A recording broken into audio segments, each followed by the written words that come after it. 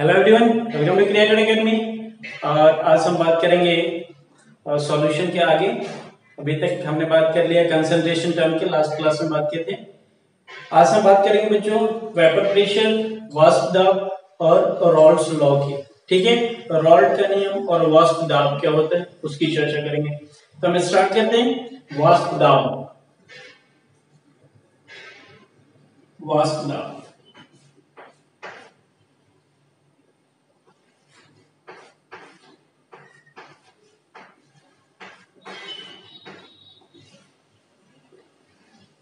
वाष्प दाब, vapour pressure, अंग्रेजी में बोलते हैं वेपर प्रेशर।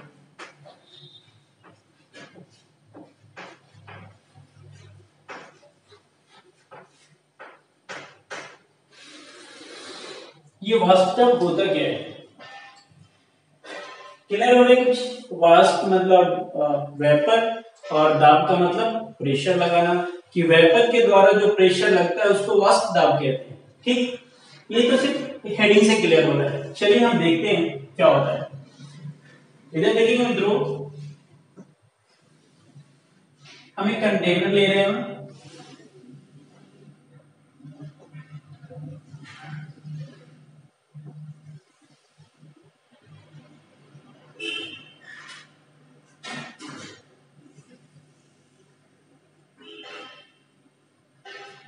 ये इसको हम ढक दे रहे हैं। ठीक, इसमें ये आपका वाटर है, ये जो भी बिलाई का ले रहे हैं।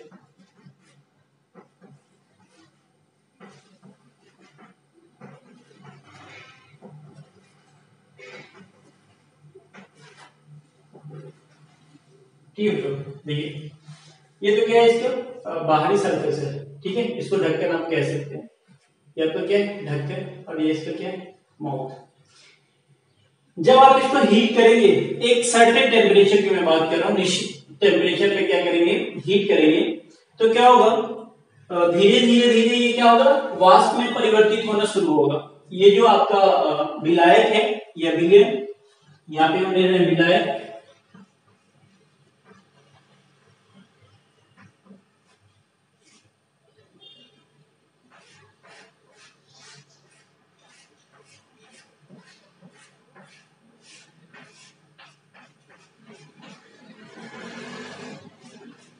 ठीक है, इसको हम हीटिंग कर रहे हैं। ठीक, तो जब आप सर्टेन टेम्परेचर पे हीट करेंगे बच्चों, तो ये जो लिक्विड है वो किसमें, ये जो द्रव है वो वाष्प में परिवर्तित होना शुरू हो जाएगा। ठीक है, तो ये वाष्प में परिवर्तित होने लगेगा। ये वाष्प जाएगा कहां बच्चों, ये ऊपर तक जाएगा। ऊपर तक मतलब भगवान तक नहीं जाएगा। ये वाष्प, अगर ये खुला बर्तन होता, खुला कंटेनर, तो ये बाहर निकल जाता। ठीक, लेकिन हमेशा हम वाष्प दाब को स्टडी करेंगे एक बंद कंटेनर के अंदर। ठीक, तो ये वाष्प दाब कहाँ आएगा बच्चों, यहाँ इस बाहरी सतह पे, और यहाँ के यहाँ से इससे टकराएगा। ठीक, टकराएगा, जैसे ये टकराएगा तो अपना जो ऊर्जा है, अपनी एनर्जी जो है ये लॉस कर देगा बच्चों। ठीक है, कहा, ये बाहरी ढक्कन से टकरा के अपनी एनर्जी क्या कर रहा है, लॉस कर दे रहा है। ठीक है,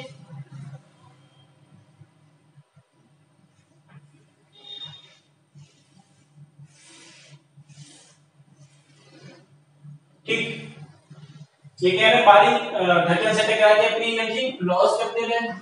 ठीक, और ये वेपर जैसे टकराएगा बच्चों बाहरी सतह से, तो फिर से ये किसमें कन्वर्ट हो जाएगा, द्रव में परिवर्तित हो जाएगा। ठीक,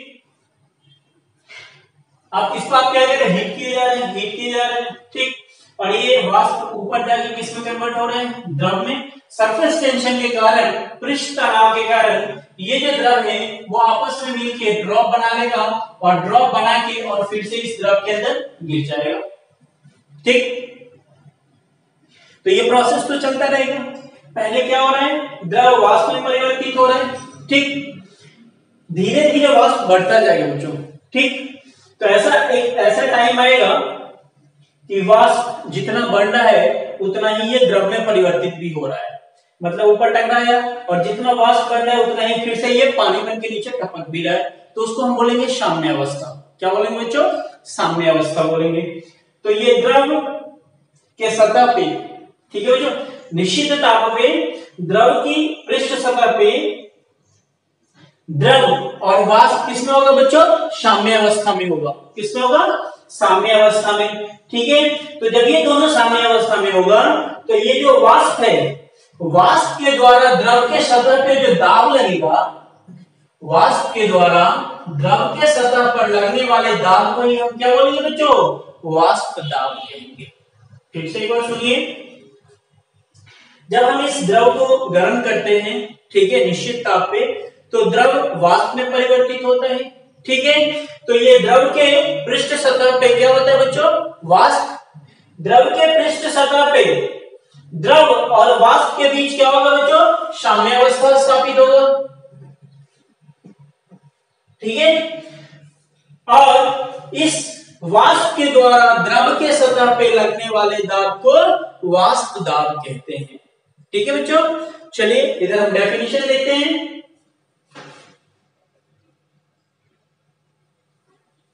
निश्चित ताप पर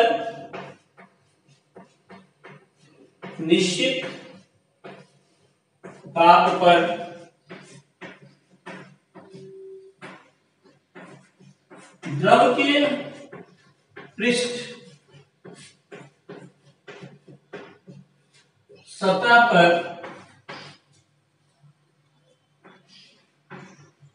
द्रव के साथ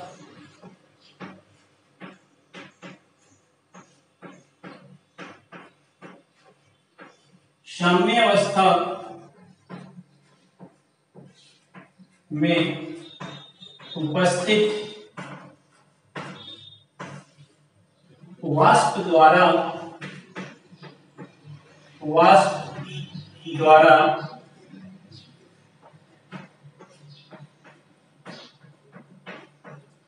लगाए गए दाब को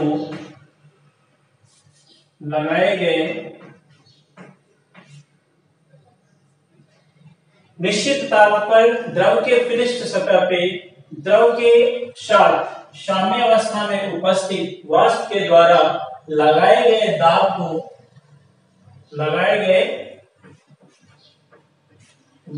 को वाष्प दाब कहते हैं। वाष्प दाब कहते हैं। ठीक है, इस डायग्राम को आप बना सकते हैं। इसका मतलब है बच्चों साम्य अवस्था। इसका मतलब क्या है? साम्य अवस्था में।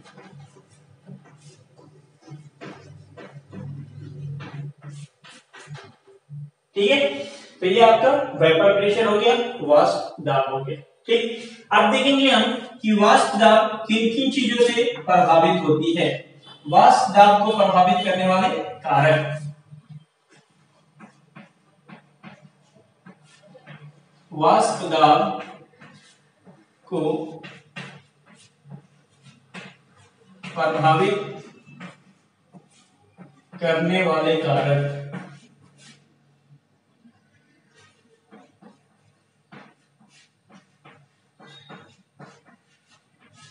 ठीक है, फैक्टर इफेक्टिंग वेपर प्रेशर। तो फर्स्ट है बच्चों nature of solvent.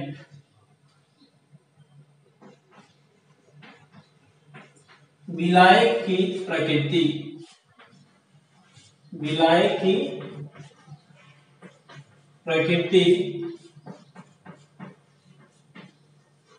Nature of solvent. अभी बच्चों नेचर ऑफ सॉल्वेंट का मतलब क्या होगा? देखिए, जो भी द्रव होता है तो वो आपस में कोई ना कोई बंध द्वारा जुड़े होते हैं। ठीक है, तो बच्चों को डिपेंड करता है कि यदि द्रव के बीच अंतर आणविक आकर्षण बल वीक है, कमजोर है, तब तो वो इजीली क्या होगा? वाष्पीकृत हो जाएगा। यदि द्रव के बीच अंतर आणविक आकर्षण बल ज्यादा है, स्ट्रॉन्ग है, तो वो वाष्पित इजीली नहीं होगा। तो वो किन चीजों पे निर्भर करेगा? विलायक के बीच लगने वाले अंतर आणविक आकर्षण बल के। कि अगर विलायक के बीच लगने वाला अंतर आणविक आकर्षण बल कमजोर है तो वाष्प दाब अधिक होगा, और विलायक के बीच लगने वाला अंतर आणविक आकर्षण बल स्ट्रॉन्ग है, मजबूत है, तो वाष्प दाब कम होगा। सेकेंड बात करेंगे हम बच्चों ताप की। सेकेंड है आपका ताप, टेम्परेचर।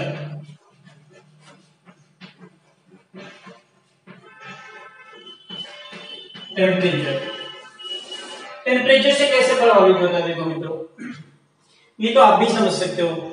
जैसे हम क्या करते हैं, ये विलायक, इसको हम ताप दे रहे, एक तो निश्चित ताप की मैंने बात किया है। अगर हम ताप बढ़ा रहे हैं तो द्रव के अणु क्या करते हैं बच्चों, हीट एनर्जी को गेन करते हैं, ठीक है, और वो किस में कन्वर्ट कर लेते हैं, काइनेटिक एनर्जी के फॉर्म में। और जैसे उनमें काइनेटिक एनर्जी आता है तो वो रैंडम मोशन करना शुरू कर देते हैं, और जैसे रैंडम मोशन करते हैं तो दोनों के बीच लगने वाला आकर्षण बल, दोनों मॉलिक्यूल के बीच लगने वाला आकर्षण बल क्या हो जाता है, वीक हो जाता है। तो जैसे ही दो मॉलिक्यूल के बीच आकर्षण बल, अंतर आणविक आकर्षण बल कम होगा तो वो क्या हो, इजीली क्या होगा, वाष्पीकृत हो जाएंगे। ठीक, तो कहने का मतलब ये है कि अगर ताप हम बढ़ाते हैं तो विलायक या विलयन का वाष्प दाब बढ़ेगा, हर हाल में बढ़ेगा, ठीक है। रीजन क्या है बच्चों, कि जो आपका विलायक या विलयन का जो अणु है वो क्या करता है, हीट एनर्जी को गेन करता है। थर्ड और लास्ट है presence of non volatile solvent या सॉल्यूट, ठीक है।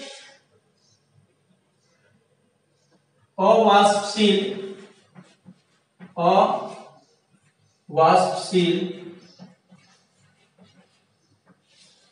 पदार्थों की उपस्थिति,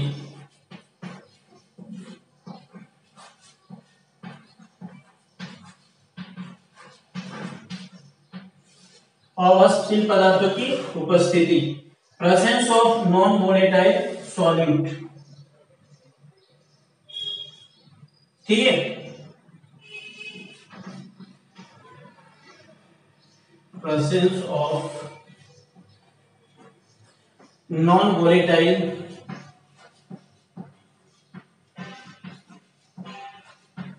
सॉल्यूट, यहां पे करना गीले पदार्थ, ठीक है। ठीक, अब देखिए बच्चों ये कैसे इफेक्ट करता है।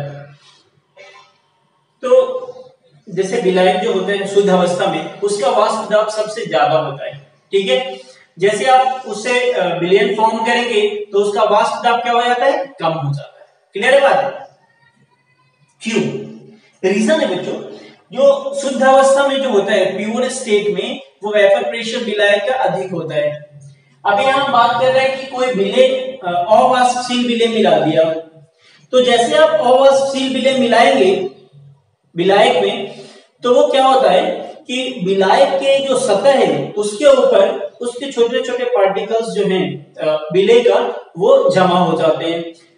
तो उसके कारण क्या होता है, उसको वेपोराइज होने में क्या होता है बच्चों, प्रॉब्लम आती है और वो इजीली वेपोराइज नहीं हो पाता है, ठीक है। तो जैसे ही अवाष्पशील विलय मिलाएंगे किसी भी विलायक में तो उसका वेपर प्रेशर क्या हो जाएगा, डिक्रीज हो जाएगा, कम हो जाएगा, ठीक है। तो हम तीन इंपॉर्टेंट फैक्टर देखे वाष्प दाब के बारे में। पहला जो था वो विलायक की प्रकृति, विलायक की प्रकृति का इन द सेंस ये है कि जो विलायक है उसके बीच लगने वाला अंतर आणविक आकर्षण बल वीक है, कमजोर है, तब तो क्या होगा, वेपर प्रेशर बढ़ेगा। अगर उसके बीच लगने वाला अंतर आणविक आकर्षण बल स्ट्रॉन्ग है तो जब वो ब्रेक ही नहीं होगा तो वेपोराइज कैसे होगा, ठीक है। तो यदि अंतर आणविक आकर्षण बल क्या होगा, मजबूत होगा, स्ट्रॉन्ग होगा, तो वेपर प्रेशर क्या होगा, डिक्रीज। सेकेंड है ताप, ताप के बढ़ाने पे वेपर प्रेशर क्या होगा बच्चों, बढ़ेगा। और थर्ड है अवाष्पशील विलय पदार्थों की उपस्थिति, तो जैसे ही अवाष्पशील पदार्थ मिलाएंगे वाष्पशील विलय में तो उसके वाष्प दाब को क्या कर देगा, कम कर देगा, क्योंकि विलय पदार्थ उसके सरफेस के ऊपर क्या हो जाता है, जमा हो जाता है। तो ये हमारा था वाष्प दाब के बारे में बात, ठीक है। अब हम बात करते हैं बच्चों वाष्प दाब दो अगर द्रव विलयन है उसके लिए वाष्प दाब क्या होगा, और अगर कोई एक अवाष्पशील विलयन और दूसरा वाष्पशील विलायक है, अगर दोनों को मिला के विलयन बनाते हैं तो उसका वाष्प दाब क्या होगा। दोनों को हम रॉल्ट के नियम से फाइंड आउट करते हैं। तो अगला टॉपिक है हमारा रॉल्ट्स नियम। रॉल्ट का नियम ये 12th के हिसाब से बहुत ही इंपॉर्टेंट चैप्टर है और इसका कॉन्सेप्ट जो है बच्चों को कंपटीशन में बहुत ज्यादा पूछे जाते हैं, ठीक है। और 12th में तो डेरिवेशन भी पूछे जाते हैं।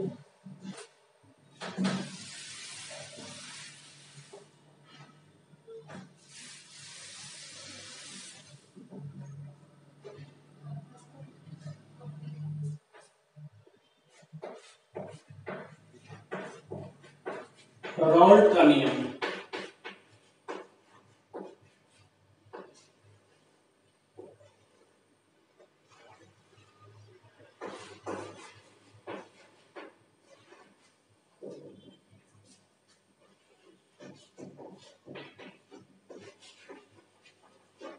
रॉल्ट्स लॉ, ठीक। तो रॉल्ट का जो नियम देखेंगे बच्चों हम दो अलग अलग सॉल्यूशन के लिए देखेंगे, ठीक है। रॉल्ट के नियम हम देख रहे हैं। पहला जो केस है हमारा द्रव द्रव विलयन के लिए, liquid liquid solution, liquid liquid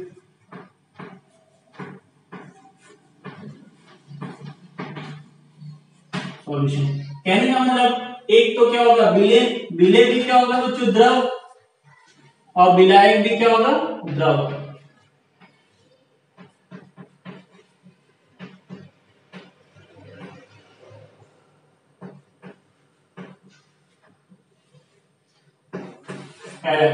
ठीक है। रॉल्ट के नियम हम दो सॉल्यूशन के लिए यूज करेंगे जिसमें विलय विलायक दोनों द्रव हो, और एक में विलय तो द्रव होना चाहिए और विलायक कैसा हो बच्चों सॉलिड हो, ठीक। तो क्या कहता है रॉल्ट का नियम, क्या कहता है रॉल्ट का नियम, ये कहता है बच्चों कि यदि किसी विलयन में दो या दो से अधिक कंपोनेंट मिलाया जाए, ठीक है, तो विलयन का जो वाष्प दाब होगा वो विलयन में उपस्थित सभी कंपोनेंट के पार्शियल वाष्प दाब के बराबर होगा। फिर से सुनिए, रॉल्ट ये कहता है कि यदि किसी विलयन में दो या दो से अधिक विलायक है तो विलयन का वाष्प दाब विलयन में उपस्थित घटकों के आंशिक दाब के योग के बराबर होता है, ठीक है। चलिए ध्यान से देखिए इधर,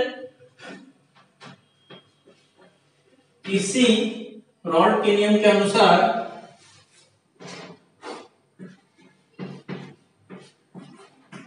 इस नियम के अनुसार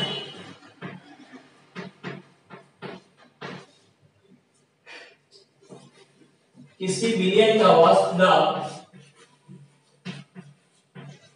किसी विलयन का वाष्प दाब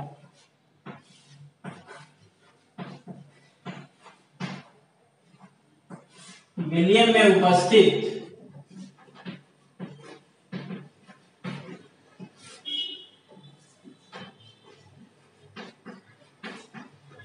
विलायकों, विलयन में उपस्थित किसी विलयन का वाष्प दाब विलयन में उपस्थित सभी घटकों के आंशिक दाब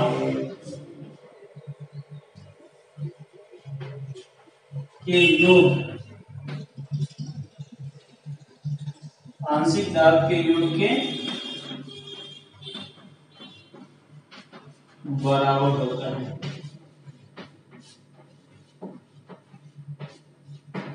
ध्यान से देखिए, इस नियम के अनुसार किसी विलयन का वाष्प दाब विलयन में उपस्थित सभी घटकों के आंशिक दाब के योग के बराबर होता है। मतलब यदि PS is equal to PS और PM, PS का मतलब है सॉल्यूशन का वाष्प दाब, ठीक है। और पीएम का मतलब है मिक्सचर का वाष्प दाब, ठीक है। Is equal to PA plus PB plus PC PD dot dot dot.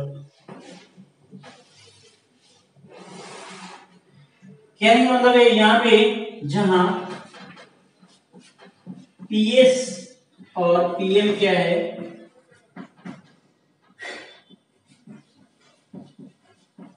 विलयन या मिश्रण का वाष्प दाब,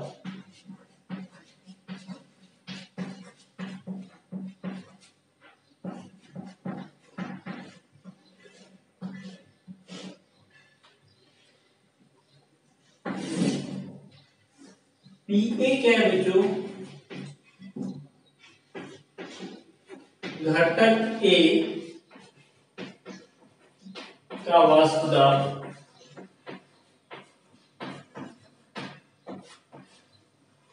पीबी क्या है बच्चों, कंपोनेंट बी का आंशिक वाष्प दाब, ठीक है बच्चों, आंशिक वाष्प दाब।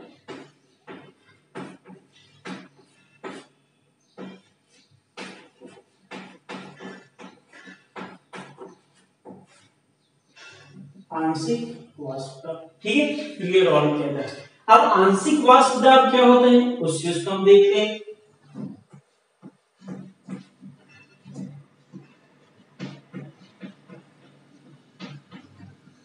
आंशिक वाष्प दाब जो होता है बच्चों, आंशिक वाष्प दाब वो घटक का मोल प्रभाज और उसके शुद्ध अवस्था में वाष्प दाब के बराबर होता है।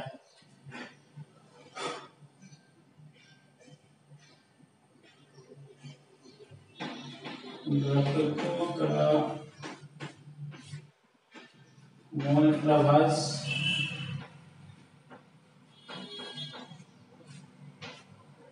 गुणे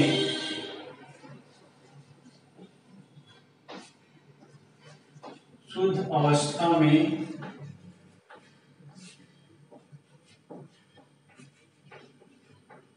वाष्प दाब, ठीक है बच्चों। आंशिक दाब क्या होगा, घटकों का मोल प्रभाज गुणे घटकों का शुद्ध अवस्था में वाष्प दाब, ये क्या कहलाएगा बच्चों, आंशिक दाब।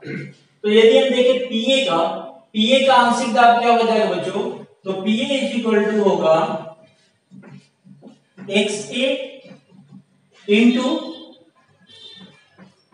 पी नॉट ए, ठीक है। शुद्ध अवस्था में वाष्प दाब को किससे डिनोट किए, पी नॉट से। तो PA is equal to XA P not ए। ये क्या होगा बच्चों, XA क्या है, जहां XA बराबर घटक ए का मोल प्रभाज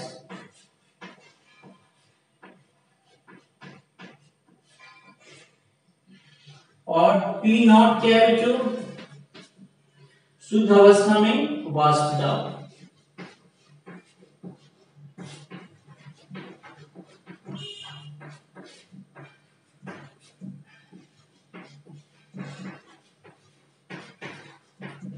इसको मान लेते हैं इक्वेशन, ठीक है। तो पीए का मान निकाले आप, तो जैसे आपने पीए निकाला है वैसे ही आपको क्या निकालना है, पीबी। तो पीबी इक्वल टू क्या हो जाएगा, same XB into P not B. तो यहां पे हम लिख सकते हैं PB is equal to XB P not B, ठीक। तो समीकरण 1 में पी ए और पी बी का मान रखने पर, मुझे थोड़ा सा मिटाना पड़ेगा जगह बनाने के लिए।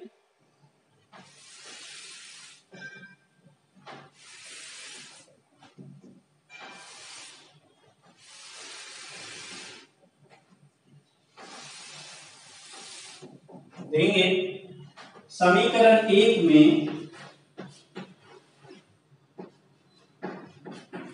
पी ए तथा पी बी का मान रखने पर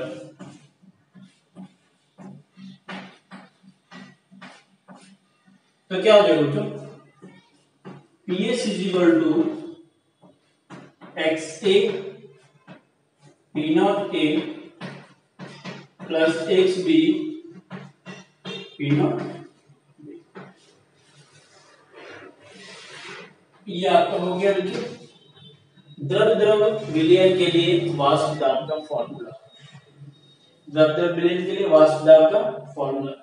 और ये अब मोल प्रवाह कैसे निकालोगे वो मैंने बताया कि सेकेंड लेक्चर के अंदर, ठीक है। तो ये इसका डेरिवेशन था वो कंप्लीट हो।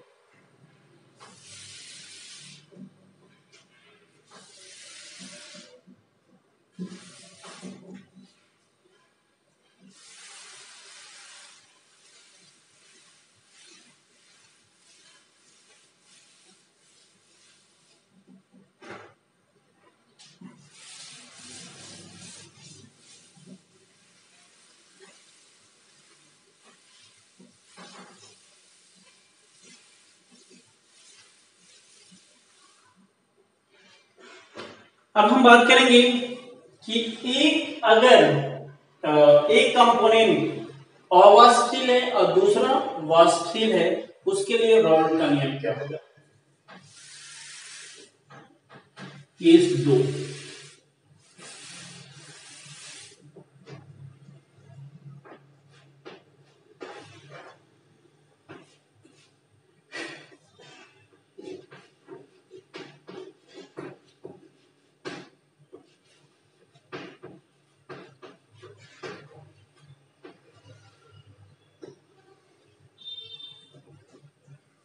ठोस द्रव विलयन, ठीक है बच्चों, इसको ठोस द्रव विलयन, ठोस द्रव विलयन।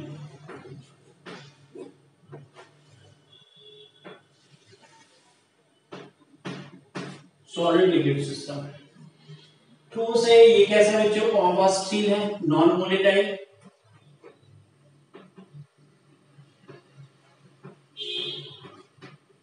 अवाष्पशील,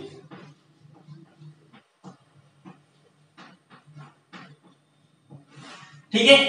ये कैसे अवाष्पशील है तो ये वाष्पित नहीं होगा, तो इसके लिए जो पीए का मान होगा इसका आंशिक दाब क्या होगा बच्चों, 0, ठीक है। तो पीए इज इक्वल टू क्या हो जाएगा बच्चों, 0, बिकॉज पीए पीएस, हाँ एडिशन क्या है, पीए इज इक्वल टू क्या होगा, एक्स ए पी नॉट ए, और इसका वाष्प दाब क्या होगा 0, तो इसको मल्टीप्लाई करेंगे तो क्या आ जाएगा, ठीक। तो फॉर्मूला का हम यूज करते हैं मित्रों कि PS is equal to P A plus PV, तो ये तो कैंसिल आउट हो गया, तो पीएस इज इक्वल टू क्या बचा आपके पास, X B P not B, ठीक है। ये क्या हो गया, सॉल्यूशन का वाष्प दाब, क्लियर।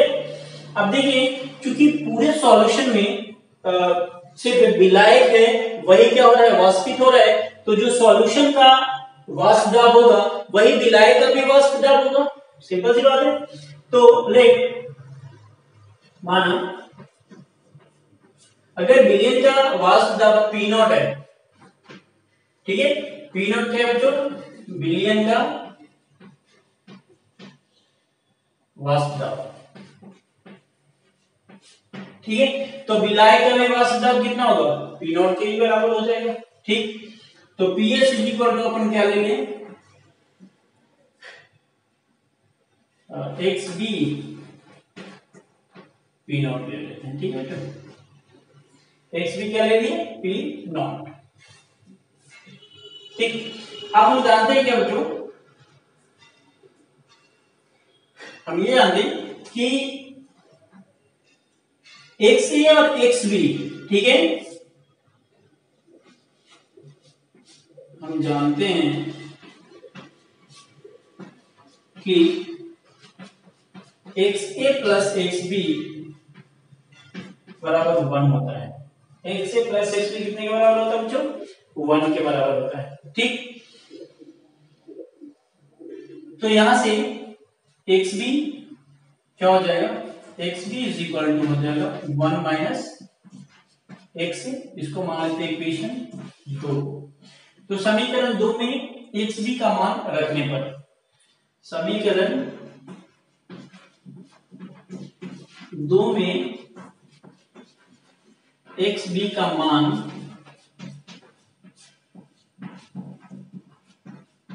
रखने पर, जब समीकरण 2 में आप एक्स बी का मान रखेंगे तो क्या ऑब्टेन होगा बच्चों, देखिए अब इसको लेके चल रहे हैं।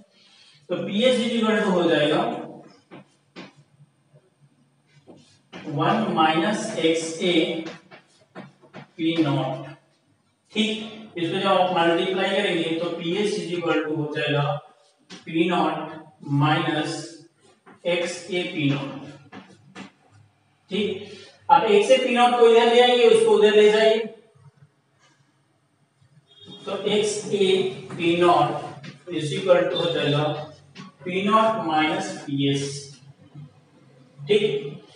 और X A is equal to हो जाएगा P not minus P S by P not, ठीक है बच्चों। P not minus P S क्या हुआ बच्चों, वाष्प दाब में अवनमन, वाष्प दाब में क्या हो गया बच्चों, कमी, ठीक है। इसको हम बोलते हैं PS minus P not minus PS, तो वाष्प दाब में अवनमन, और इसको बोलेंगे बच्चों वाष्प दाब में आंशिक अवनमन, वाष्प दाब में आंशिक अवनमन, ठीक है।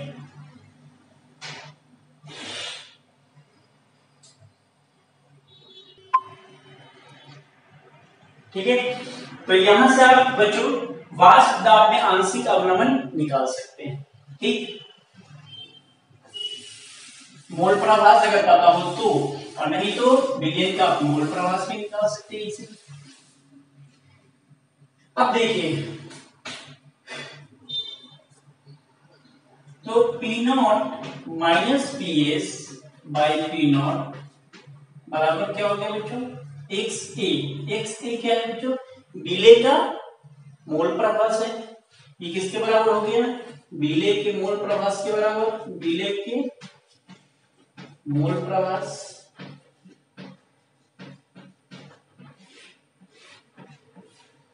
अब बच्चों विलेय का जो मोल प्रवाह है वो क्या होगा बच्चों, विलेय का मोल, ठीक है, विलेय का मोल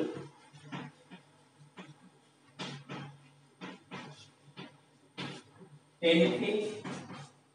डिवाइडेड बाय विलेय का मोल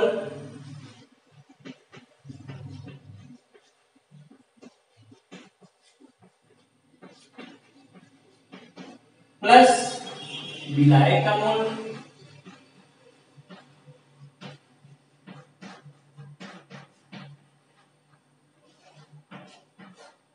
ये क्या हो जाएगा कैपिटल एन बी, समझ में आ रहा है बोलिए यार।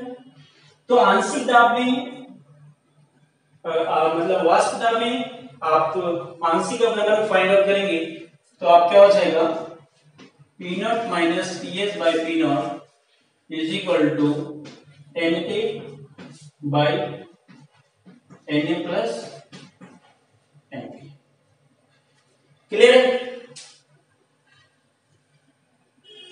अब देखिए यहाँ पे इधर ये तनु विलयन है बच्चों। तो तनु विलयन में क्या होता है, डाइल्यूट सॉल्यूशन में विलय का जो मोल होता है वो बहुत कम होता है, विलायक का मोल क्या होता है, ज्यादा होता है। और ऑल्ट का नियम जो है वो तनु विलयन के लिए ही लागू होता है। ठीक, तो यहां से अगर आप देखेंगे तो Na प्लस Nb, तो ये सॉल्यूशन का मोल है बच्चों। तो सॉल्यूशन में क्या होगा, जो आपका अवाष्पशील विलय है वो क्या होगा, बहुत कम। तो यहाँ पे इसके मोल को हम निग्लिजिबल मान सकते हैं। ठीक है ना। फॉर डाइल्यूट सॉल्यूशन तनु विलयन के लिए, तनु विलयन में Na का मान बहुत कम होता है, बहुत कम होता है, इसलिए Na लगभग 1 के बराबर निग्लिजिबल मान सकते हैं। ठीक है,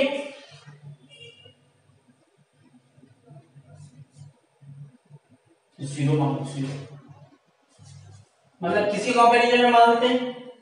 तनु विलयन में Na का मान बहुत कम होता है, इसीलिए Na प्लस Nb बराबर कितना मान लेते हैं, इसको कैसा मानिए, निग्लिजिबल। ठीक, तो P not minus PS by P not is equal to Na by Nb। ठीक है,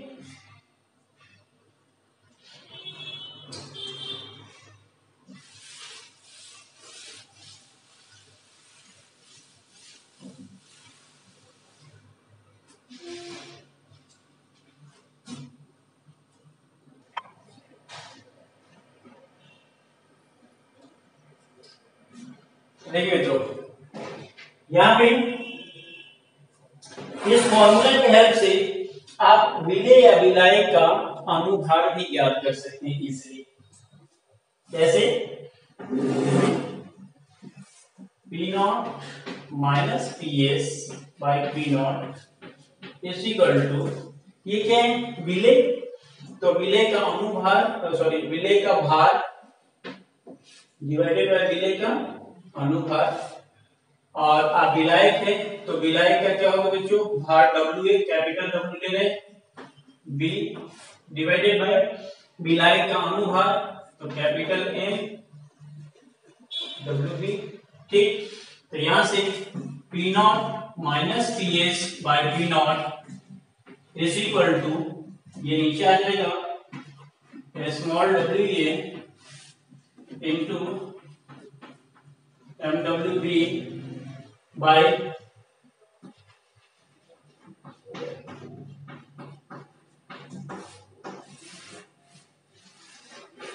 तो इस फॉर्मूला की हेल्प से आप विलय या विलायक का अनुभार या उसका भार इजीली निकाल सकते हैं। ठीक है, अब हम देखते हैं बच्चों दोनों विलयन के,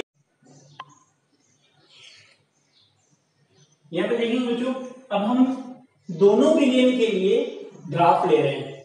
ठीक है, तो पहले में ले रहे हैं वाष्प दाब, विलयन का वाष्प दाब तथा विलायक के मोल प्रभाव के बीच ग्राफ, और दूसरे में विलयन का वाष्प दाब तथा मोल प्रभाव के बीच ग्राफ।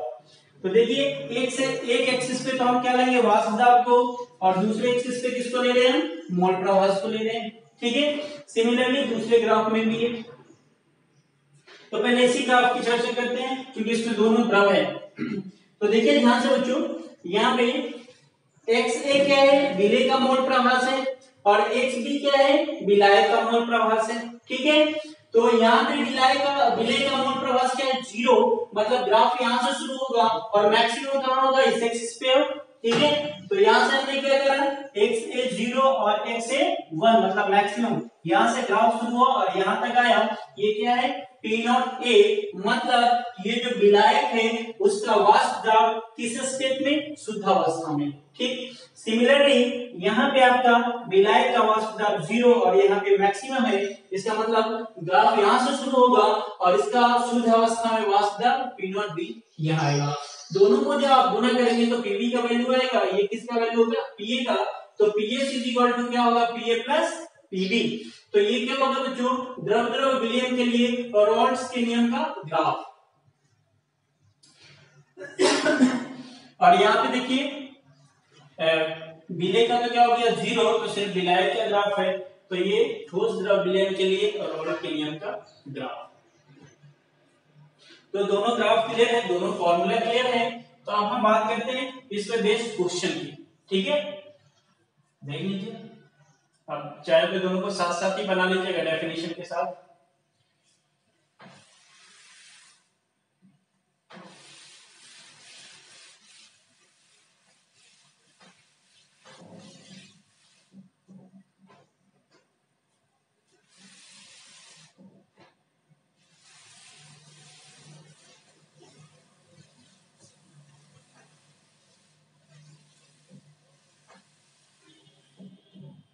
रॉल्स लॉ पे हम अब क्वेश्चन देखेंगे।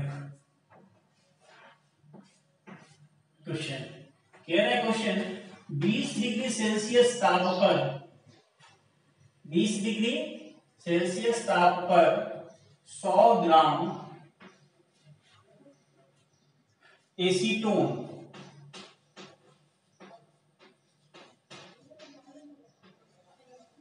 में 100 ग्राम एसीटोन में 1.2 ग्राम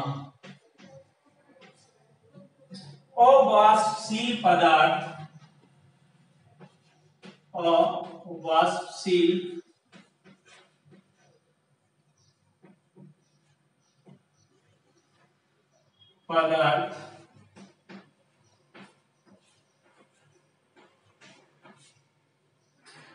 अवाष्पशील 20 डिग्री सेल्सियस ताप पर 100 ग्राम एसीटोन में 1.2 ग्राम अवाष्पशील विलायक का वाष्प दाब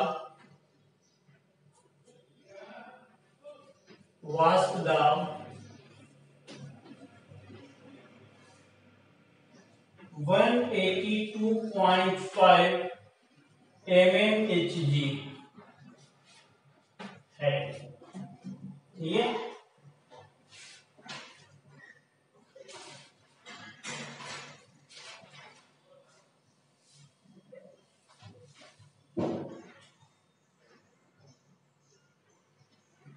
यदि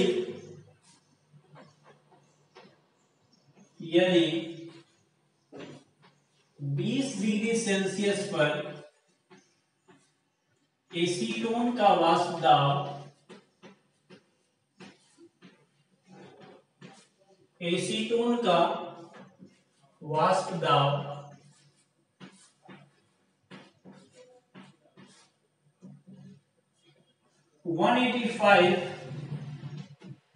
mmHg है,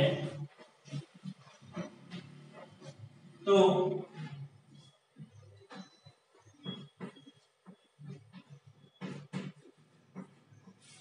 पदार्थ का द्रव्यमान मतलब भार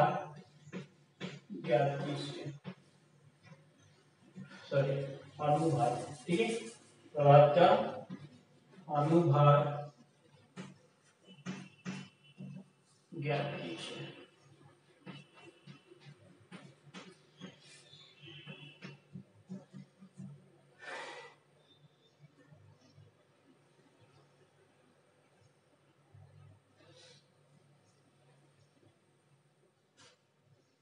अब देखिए बच्चों क्वेश्चन में क्या क्या दिया है। जो वाष्प दाब ज्यादा है बच्चों, ये इसका मतलब शुद्ध अवस्था में वाष्प दाब है। और ये क्या है बच्चों, ये विलय का वाष्प दाब है। ठीक है, सॉरी, ये तो विलयन का वाष्प दाब है और ये किसका वाष्प दाब है बच्चों, विलायक का वाष्प दाब है।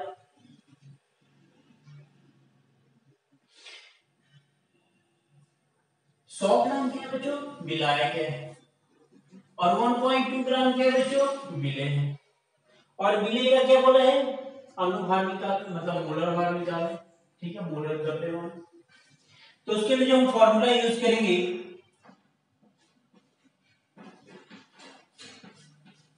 P not minus P S by P not is equal to,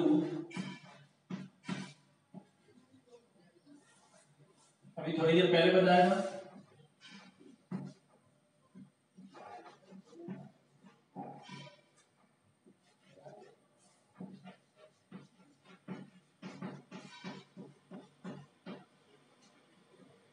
ठीक है।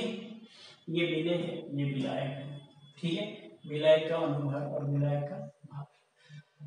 पी नॉट कितना है, पी नॉट 185, तो पुट करेंगे 185 minus 182.5 divided by 185 is equal to, ये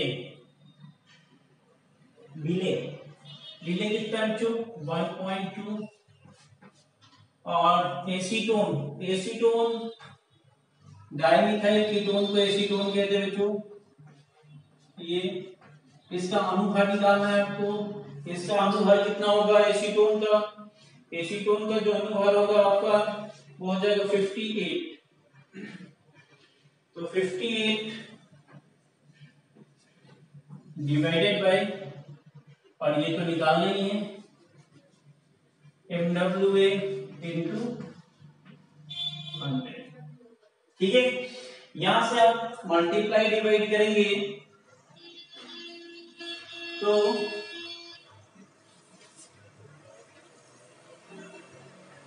MWA इज इक्वल टू,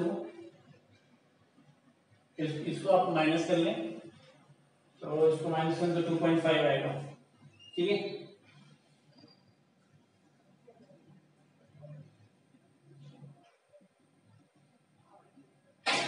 इसको ऊपर ले आइए, इसको इधर ले जाइए, ठीक। तो 1.2 into 58 into 185 divided by 2.5 into 100, ठीक। ये डेसिमल से डेसिमल कैंसिल आउट हो जाएगा,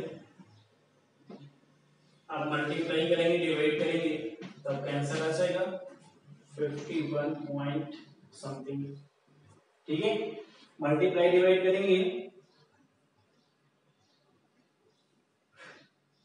51.50 आएगा,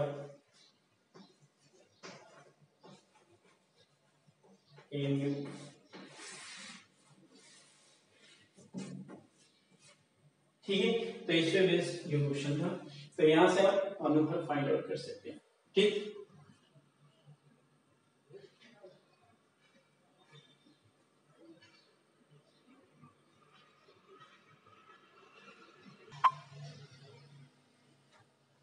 चलिए हम बात करते हैं विलयन के प्रकार, ठीक है। द्रव द्रव विलयन को रॉल्स के नियम के आधार पर दो वर्गों में विभाजित किया गया है, एक को आदर्श विलयन कहते हैं तथा दूसरे को अनादर्श विलयन कहते हैं, ठीक है बच्चों। आदर्श तथा अनादर्श विलयन, ठीक है।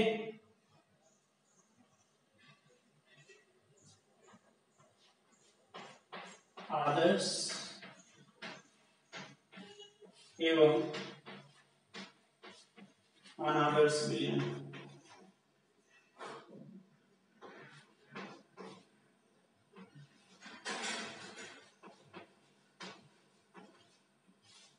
ideal and non-ideal solution, ideal and non-ideal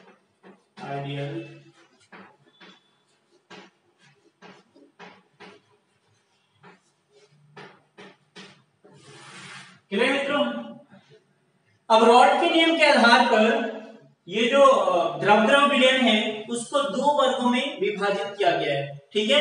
एक को आदर्श विलयन कहते हैं, दूसरे को अनादर्श विलयन कहते हैं, ठीक है। जैसे एक बाप के दो बेटे होते हैं, एक तो सभी कहना मानते हैं, दूसरा नहीं मानते। जो मानते हैं किसी भी कंडीशन में हाँ पापा सही है तो उसको तो हम क्या बोल देते हैं, आदर्श बच्चा है। जो नहीं मानता उसको कैसे बोलते हैं, नालायक है, ठीक है। सेम यहाँ पे हम लेते हैं। ठीक, द्रव द्रव विलयन को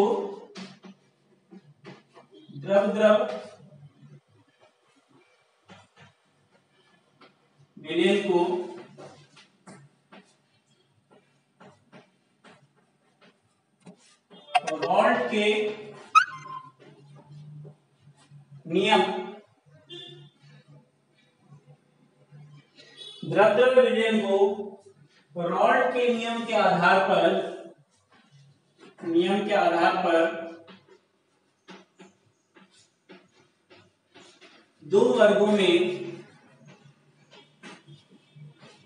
विभाजित किया गया है।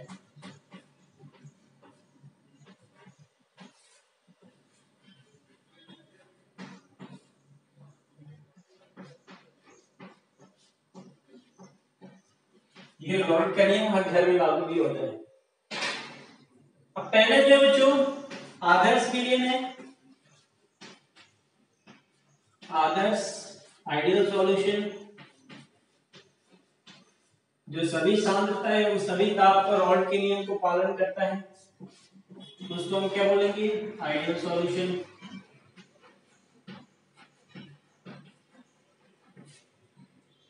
दूसरा बच्चों नॉन आइडियल सॉल्यूशन, अनादर्श विलयन।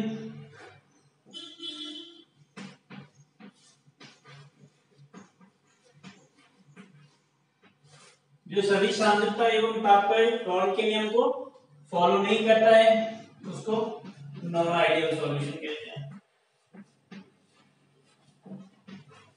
अभी भी करके हम दोनों को देखेंगे। पहले हम लेते हैं बच्चों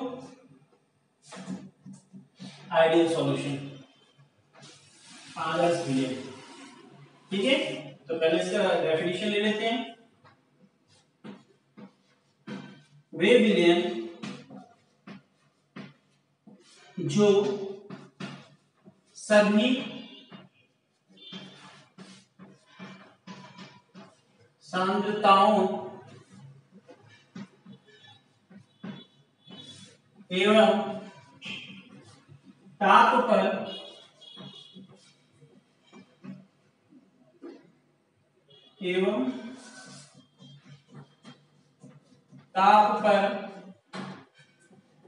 रॉल्ट के नियम को पालन करता है,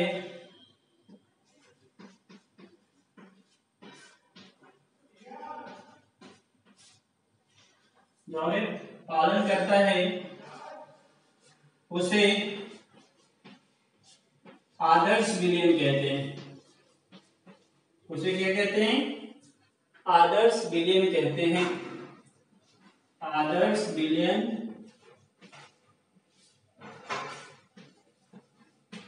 कहते हैं। ठीक है, इसकी कुछ शर्तें बच्चों, ये तो डेफिनेशन की बात है। अब आदर्श विलयन की शर्तों की बात करते हैं। अच्छा, जो इसका शर्त होगा जस्ट अपोजिट किसका होगा, अनादर्श विलयन का, ध्यान रखेंगे। आदर्श विलयन की शर्त है।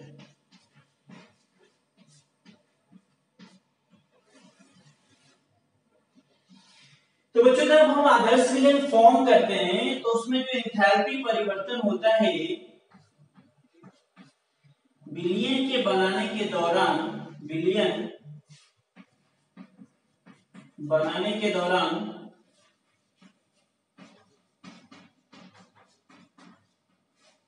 एंथैल्पी परिवर्तन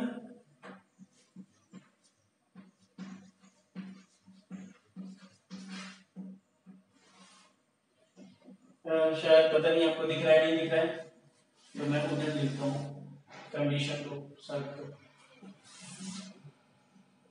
दे।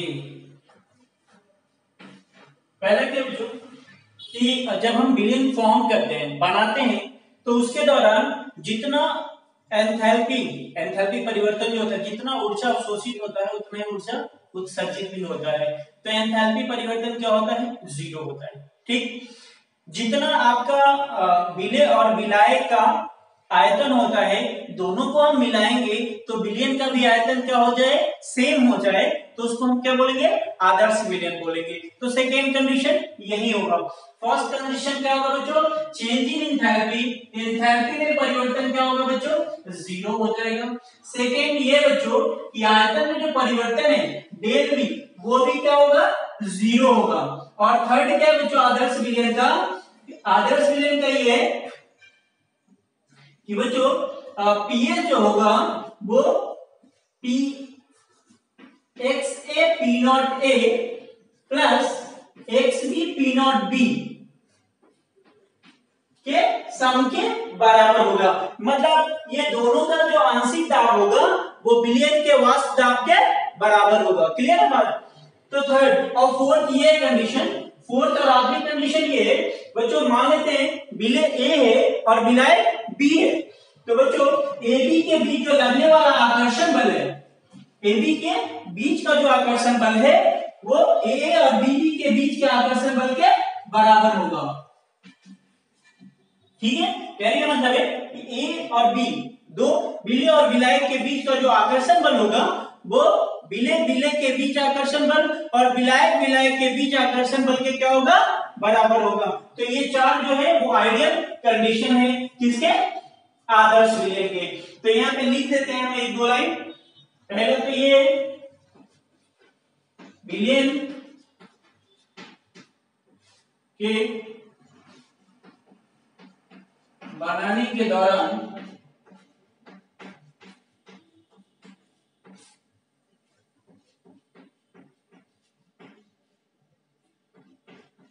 एंथैल्पी परिवर्तन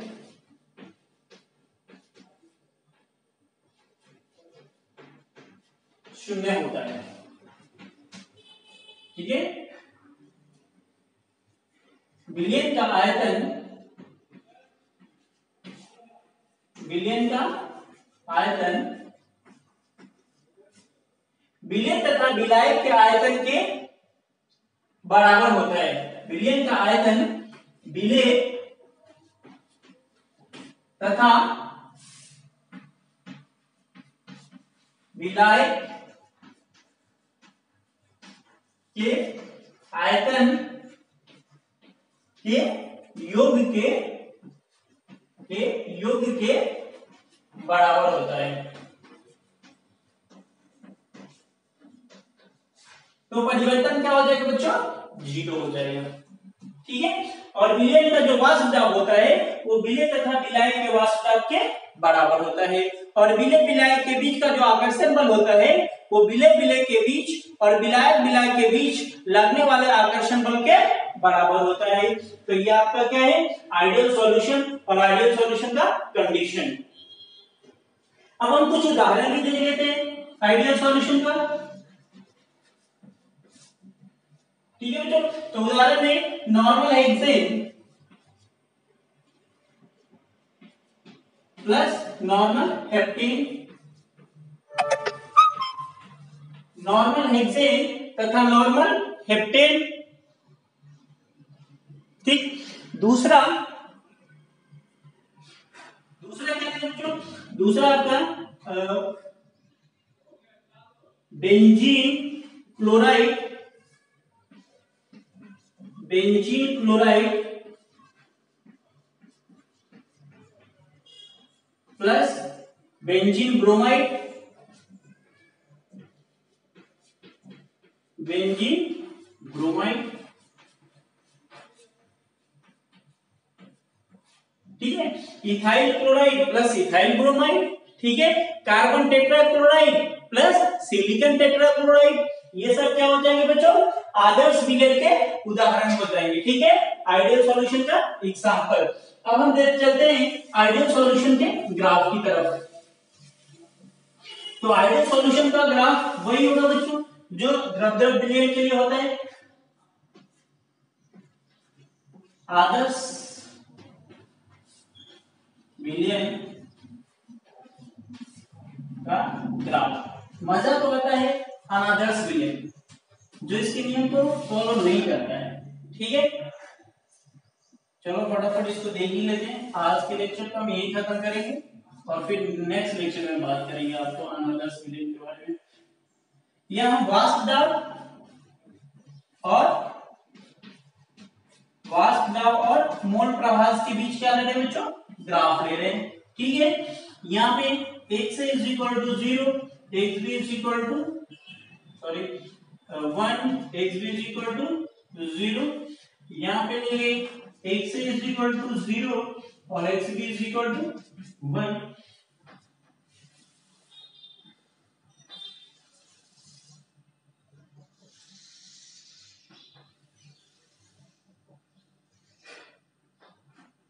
P नॉट ए ये P नॉट B, ये जो होगा बच्चों आंशिक दाब होगा PB, और ये क्या होगा बच्चों PA, और यहाँ PS इज इक्वल टू क्या होगा PA प्लस PB। तो ये हमारा आदर्श विलयन, ठीक है, और उसकी शर्तें और उसका एग्जाम्पल, उस पे बेस्ड ग्राफ। ठीक है, तो इन्हीं शब्दों के साथ मैं अपनी वाणी को विराम देता हूं। ठीक है।